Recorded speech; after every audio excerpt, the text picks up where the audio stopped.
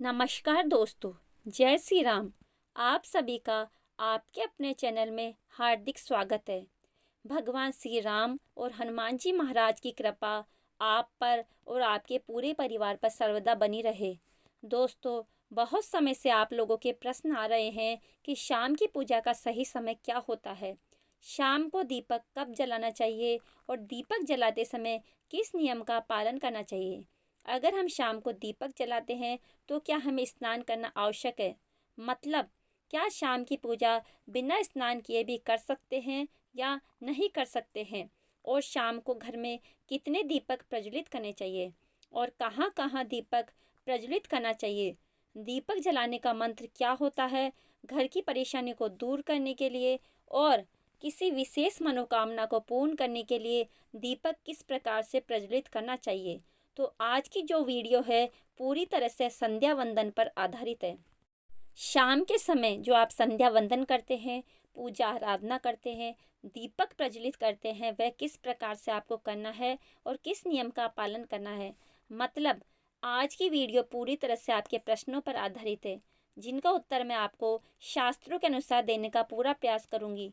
तो वीडियो को पूरा जरूर देखें और अगर आपको आज की वीडियो अच्छी लगे तो इसे लाइक ज़रूर कीजिए, क्योंकि आपके लाइक्स और आपके कमेंट मेरे लिए बहुत महत्वपूर्ण होते हैं। यह एकमात्र जरिया है जिससे मुझे पता चलता है कि आपको ये वीडियो अच्छी लगी है या नहीं लगी है। और अगर आपके लिए यह वीडियो उपयोगी है तो लाइक ज़रूर करें। इसके साथ ही कमेंट बॉक्स में भगवान श्री राम का नाम का जयकारा भी ज़रूर लगाए। इससे आपको सकारात्मक ऊर्जा की प्राप्ति होती है। और अगर आपका कोई भी सुझाव हो, कोई भी प्रश्न हो, कोई विशेष वीडियो देखना चाहते हैं तो उसके लिए भी कमेंट बॉक्स में ज़रूर लिखें। और अगर आप चैनल पर पहली बार आए हैं तो चैनल को सब्सक्राइब ज़रूर करें। और आज की वीडियो अगर आपको अच्छी लगे तो चैनल को सब्सक्राइब ज़रूर कीजिए और बेल आइकन को भी ज़रूर प्रेस कीजिए। इससे यह होगा कि इस चैनल पर जो नई वीडियो अपलोड होगी वह आपको सही समय पर प्राप्त होगी। तो सबसे पहले बात करते हैं कि दीपक प्रज्वलित करने से पहले, मतलब शाम की पूजा करने से पहले, क्या स्नान करना आवश्यक है? देखिए, शास्त्र के अनुसार पूजा में शुद्धता आवश्यक होती है। तो जब हम सुबह पूजा करते हैं तब तो स्नान करना अत्यंत आवश्यक होता है। सुबह बिना स्नान के पूजा नहीं करनी चाहिए। लेकिन शाम की पूजा आप हाथ मुंह धोकर भी कर सकते हैं। जरूरी नहीं है कि आप स्नान ही करें।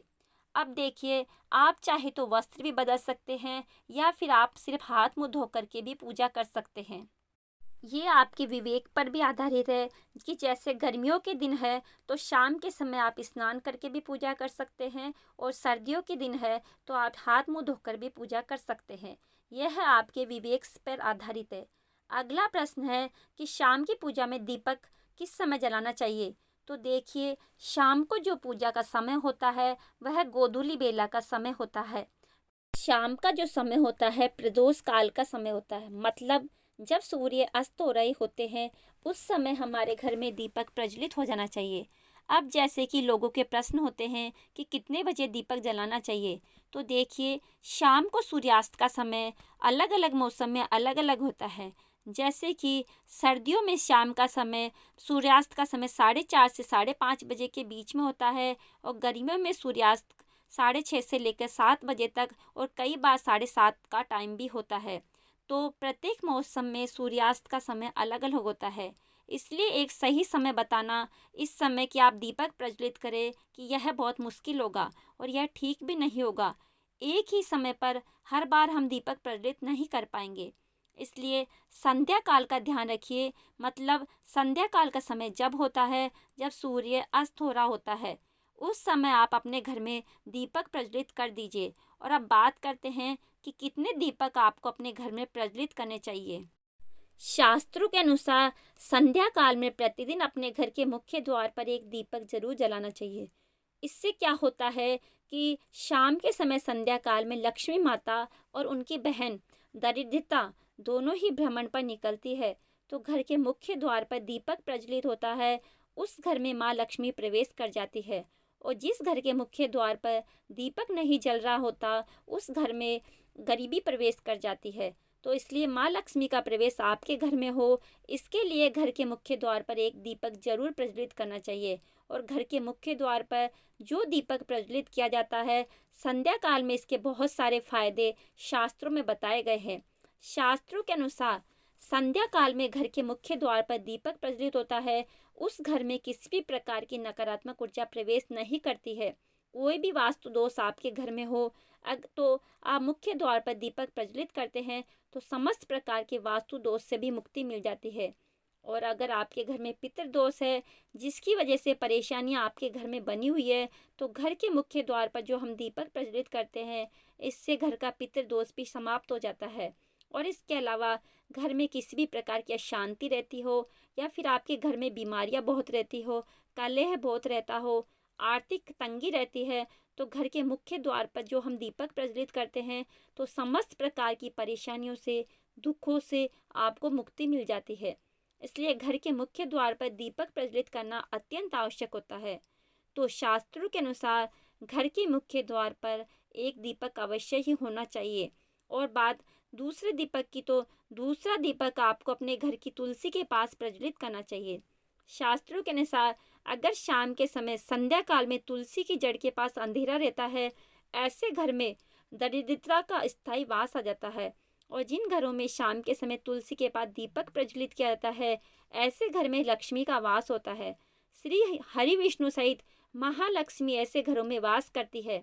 तो प्रयास करना चाहिए कि शाम के समय तुलसी के पास एक दीपक अवश्य प्रज्वलित करें।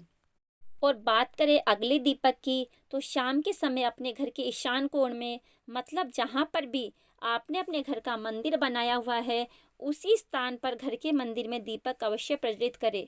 2-3 दीपक आपको प्रतिदिन जरूर प्रज्वलित करने चाहिए। और अगर आप तीनों दीपक प्रतिदिन प्रज्वलित करते हैं, तो विश्वास रखिए आपके घर की बहुत सारी परेशानियां यहीं समाप्त हो जाती है।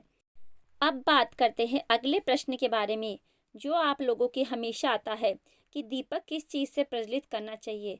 सरसों का तेल डाल सकते हैं या नहीं, या फिर किस तेल का प्रयोग करना चाहिए, या गाय के शुद्ध घी के दीपक को प्रज्वलित करना चाहिए। तो देखिए, शास्त्रों के अनुसार सरसों के तेल का दीपक हर जगह प्रज्वलित नहीं करना चाहिए। सरसों का तेल कड़वा तेल कहा जाता है। इस तेल को हम प्रज्वलित करते हैं शनिदेव की पूजा के लिए। शनिदेव के लिए अगर आप दीप दान करते हैं, तो शनिवार के दिन आपको सरसों का तेल का दीपक प्रज्वलित करना चाहिए। और आप चाहे तो जैसे कि पीपल का वृक्ष होता है, वहाँ पर भी सरसों के तेल का दीपक प्रज्वलित कर सकते हैं। या फिर भैरव देवता होते हैं, उनके लिए भी सरसों के तेल का दीपक प्रज्वलित किया जाता है। इसके अलावा कहीं पर भी सरसों के तेल का दीपक प्रज्वलित करने की बात शास्त्रों में नहीं बताई गई है। शास्त्रों के अनुसार घर में जो दीपक प्रज्वलित किया जाता है, या किसी भी देवता के निमित्त जो हम दीपक प्रज्वलित करते हैं, उसे गाय का घी डालकर ही प्रज्वलित करना चाहिए। अब देखिए, ऐसे समय में जबकि गाय का शुद्ध घी नहीं मिल पाता है, तब हमें क्या करना चाहिए। तब आपको गाय के घी के नाम पर जो भी मिल जाता है, या फिर शुद्ध जो भी घी मिल जाता है, उसका प्रयोग कर सकते हैं। या फिर आप चाहे तो तिल के तेल का दीपक प्रज्वलित कर सकते हैं। तो प्रतिदिन जो आप दीपक प्रज्वलित करते हैं अपने घर में, चाहे आप घर के मुख्य द्वार पर प्रज्वलित करें, या फिर तुलसी के पास प्रज्वलित करें, या फिर घर के ईशान कोण में प्रज्वलित करें, सभी दीपक आप तिल के तेल के या शुद्ध घी का प्रज्वलित करें। और हाँ, जब आप दीपक प्रज्वलित करते हैं, जैसे कि मुख्य द्वार पर जो दीपक प्रज्वलित करेंगे, या फिर तुलसी के पास दीपक प्रज्वलित करते हैं, या फिर घर में जो भी दीपक प्रज्वलित किया जाता है, तो ध्यान रखना चाहिए एक चीज का, कभी भी दीपक को सीधे जमीन पर नहीं रखा जाता है। दीपक रखते समय प्रतिदिन दीपक के नीचे थोड़ा सा आप चाहे तो चावल रख सकते हैं, या फिर आप तो चाहे तो थोड़े से पुष्प रख सकते हैं। और अगर आप दीपक के नीचे चावल रखते हैं, तो इस बात का ध्यान रखना है कि चावल अखंडित होना चाहिए, क्योंकि ऐसा माना जाता है कि अगर टूटे हुए चावलों का प्रयोग हम पूजा में करते हैं, तो किसी भी प्रकार चाहे दीपक के नीचे रखकर करते हैं, या फिर अक्षत के स्वरूप में करते हैं, तो इससे घर में गरीबी आती है। इसलिए चावल अखंडित होने चाहिए। अगर आप दीपक के नीचे रखते हैं, और जैसे कि कई लोगों के प्रश्न आते हैं कि प्रतिदिन जो दीपक के नीचे हम चावल रखेंगे, तो उस चावल का अगले दिन क्या करना चाहिए। तो अगले दिन आप उन चावलों को पक्षियों को डाल दीजिए, पक्षी उसे खा जाते हैं। और घर में जो आप ईशान कोण में दीपक प्रज्वलित करते हैं, मतलब घर के मंदिर में जो दीपक प्रज्वलित किया जाता है, उस दीपक को आप किसी भी पात्र में रखें। जैसे कि एक छोटी सी प्लेट ले लीजिए, उसी प्लेट में दीपक रख दीजिए और उस दीपक को हम प्रज्वलित करते हैं। मतलब घर के मंदिर में जो दीपक प्रज्वलित करेंगे, वहाँ आप किसी भी पात्र में रख सकते हैं, लेकिन सीधे ज़मीन पर आपको कोई भी दीपक नहीं रखना है। इस बात का ध्यान रखिए। अगला प्रश्न है कि शाम की पूजा करते समय किस मंत्र का जाप करना चाहिए? दीपक प्रज्वलित करते समय दीप जलाने का मंत्र क्या होता है? तो देखिए, दीप जलाने का मंत्र मैं आपको बता देती हूँ।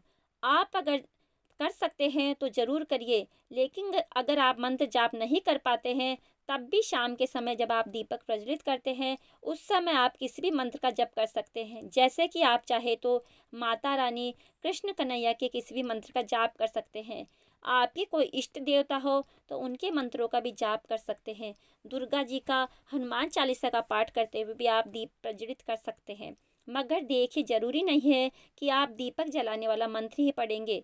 किसी भी मंत्र को पढ़कर आप दीपक प्रज्वलित कर सकते हैं, संध्या वंदन कर सकते हैं, क्योंकि शास्त्रों में कहा गया है कि मौन रहकर कभी भी पूजा नहीं करनी चाहिए। मौन रहने से जो भी शुभ कर्म होते हैं, वह मंत्र उच्चारण के साथ ही संपूर्ण किए जाते हैं। इसलिए मंत्र उच्चारण करना आवश्यक है। कोई भी मंत्र जाप करते हुए आप पूजा कर सकते हैं, संध्या वंदन कर सकते हैं। दीपक जलाने का जो शास्त्रों के अनुसार मंत्र है, मंत्र इस प्रकार है: शुभम करोति कल्याणम आरोग्यम धन संपदा शत्रु बुद्धि विनाशाय दीपर ज्योति नमोस्तुते। दीपो ज्योति परब्रह्म दीपो ज्योति जनार्दन दीपो हरतु मे पापम संध्या दीप नमस्तुते। दीपक प्रज्वलित करते समय इस मंत्र को बोलने से सभी प्रकार के पापों से मुक्ति मिल जाती है और जो देवता होते हैं वह हमारे जीवन में प्रकाश करते हैं। यह मंत्र बहुत आसान है और अगर आप लोग नियमित पढ़ेंगे तो निश्चित ही आपको यह याद हो जाएगा। और दीपक प्रज्वलित करते समय आप बिना देखे भी पढ़ पाएंगे। और अभी तो चाहे तो आप इसे किसी कागज़ पर लिखकर मंदिर में रख सकते हैं जहाँ पर आपको दीपक प्रज्वलित करना है। जब आप दीप जलाएंगे तो आप इस मंत्र को पढ़कर भी दीपक जला सकते हैं और कुछ दिनों में तो यह याद ही हो जाता है।